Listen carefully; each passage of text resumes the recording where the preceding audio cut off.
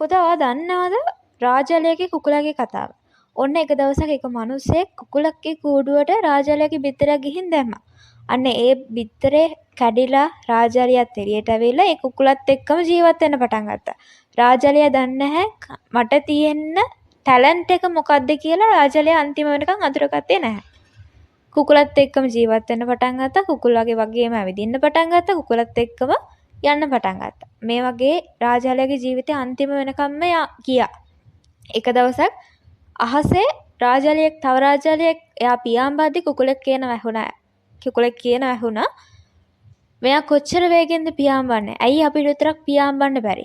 හැබැයි අර රාජාලයා දන්නවා මට අත්තටු තියෙනවා මටත් පියාඹන්න පුළුවන් කියලා. හැබැයි යාට කියලා දෙන්න. එයාට ඒක කරව ගන්න කවුරුත් නැහැ. ඒ නිසා ඒක දුකින්ම එයා එහෙමම මැරිලා ගියා. හැබැයි රාජාලයා හිතුවා නම් මටත් අත්තටු තියෙනවා මටත් පියාඹන්න පුළුවන් කියලා හිතුණා නම් අනිවාර්යෙන් එයාට ඒ කුකුලාගේ කූටෙන් නිදහස් වෙලා අනිවාර්යෙන් එයාට පියාඹන්න තිබ්බා. ඒ වගේ තමයි. මනුස්ස ජීවිතය කාටවත් දන්නේ නැහැ මගේ අතට තියෙන මොනවද ටැලන්ට් එක කියලා. හැබැයි ඒ එක ටැලන්ට් එක දක්ෂතා අපි අඳුරගත්තා කියන්නේ අනිවාර්යෙන් අපිටත් පුළුවන් රාජාලයා වගේ පියාඹන්න. රාජාලයෙක් වගේ වෙන්න.